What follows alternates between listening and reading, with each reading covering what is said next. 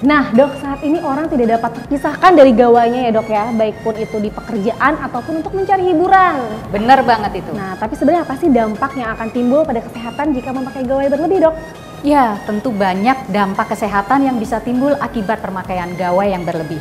Kali ini saya akan berbincang mengenai dampak negatif dari pemakaian gawai berlebih bersama Dr. Lilir Amelini, spesialis syaraf. Yuk dok.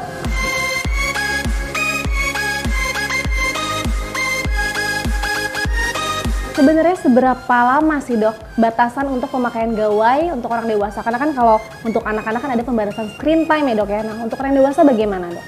Iya, jadi memang benar kalau di anak-anak ada pembatasan gawai sesuai usia. Paling 1-2 jam sesuai tingkat usianya ya dok. Betul. Ya.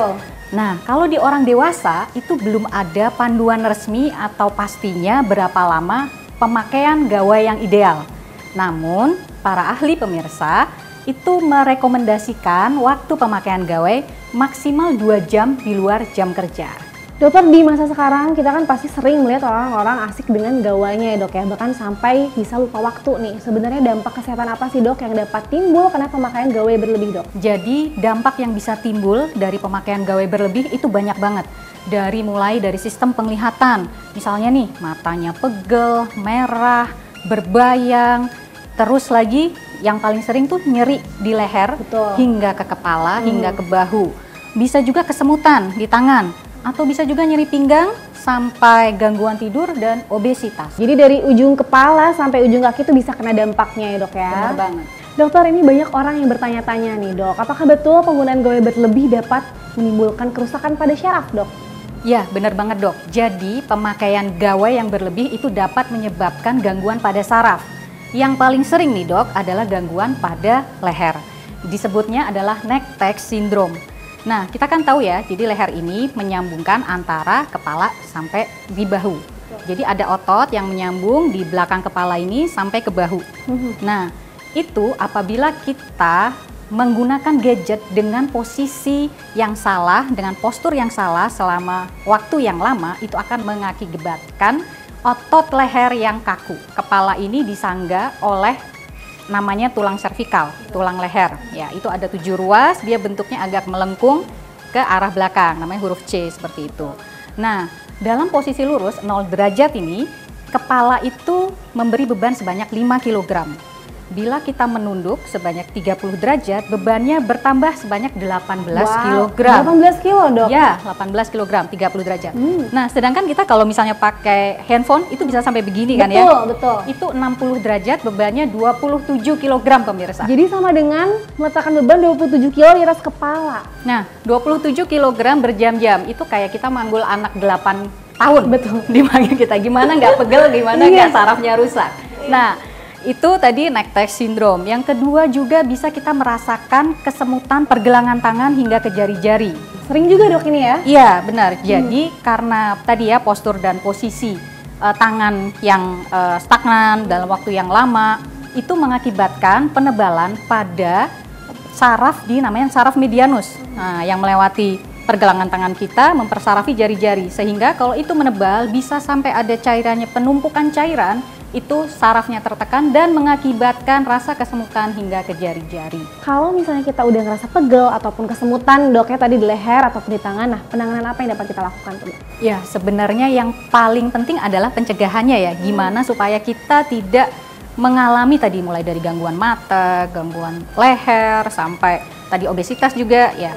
Jadi yang harus dilakukan, pertama kita harus atur posisi kita nih ya. Misalnya kita melihat kita pakai smartphone gitu. Kita harus atur jarak sesuai jarak baca, yaitu 30-40 cm. Ya, kadang-kadang pemirsa sambil tidur sampai wah udah mau deket ke wajah ya. Benar. Itu banget berarti ya dok ya. Benar banget dokter. Terus yang kedua, misalnya kita pakai laptop. Nah, pakai laptop atau pakai komputer itu jaraknya adalah sekitar rentangan tangan atau sekitar 60-70 cm. Sedangkan kalau kita misalnya menonton televisi, jaraknya adalah 5 kali lebar. Misalnya kita nonton TV 32 inch, itu adalah 32 dikalikan 5, berarti 160 atau sekitar 4 meter. Jadi nggak boleh terlalu dekat.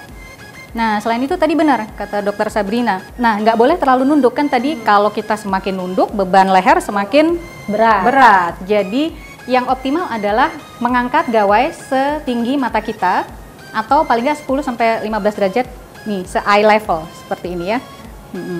Kalau misalnya pakai laptop, itu laptopnya selain tadi se-eye level, di atasnya itu juga ditilt, dicondongkan ke arah luar, yaitu tadi sebanyak 10-15 derajat. Lalu selanjutnya adalah kita ada yang namanya 20-20-20 rule. 20-20-20, apa tuh dok? Ya, jadi setiap 20 menit kita menatap laptop, menatap screen, itu harus istirahat selama 20 detik dan melihat objek sejauh 20 feet atau 6 meter.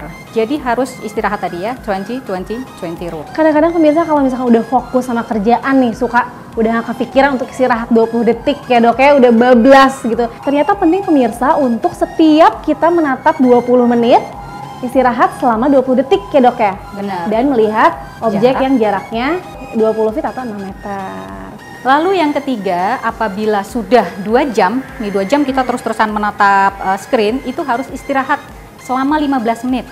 Kita bisa melakukan peregangan, mungkin ambil minum gitu. Pokoknya harus off screen dulu. Itu selama 15 menit untuk menjaga kesehatan mata juga. Selanjutnya adalah lighting nih. Lightingnya juga nggak boleh kontrasnya terlalu jauh bedanya. Jadi di kamar yang gelap sekali terus kita main HP, nah itu nggak boleh. Jadi untuk menghindari tadi yang namanya CTS, itu kita bisa memegang gawai dengan 2 tangan. Dengan 2 tangan, jadi tidak ada salah satu tangan yang lebih dominan gitu. Nah, terus memakai juga jangan ditekuk. Jadi kenapa kita sering jadi carpal tunnel syndrome itu karena kita gerakan sering menekuk seperti ini atau terlalu begini. Jadi diusahakan tangannya lurus. Diusahakan tangannya lurus. Satu lagi, ukuran gawai juga berpengaruh. Jadi penggunaan gawai yang besar tentu akan memberi beban yang lebih pada pergelangan tangan kita. Jadi contohnya nih dok, ada kasus gitu ya, seorang pasien yang mengalami nyeri di bagian pergelangan tangan, terutama ibu jari, karena dia sering memegang tab yang besar. Iya. Gitu.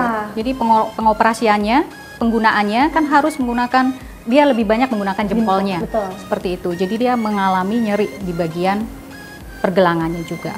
Jadi perlu disesuaikan bagaimana cara kita memegang gawainya ya dok ya. Mungkin untuk yang besar ukuran tab bisa ditaruh memakai sanggaan ya dok ya. Betul.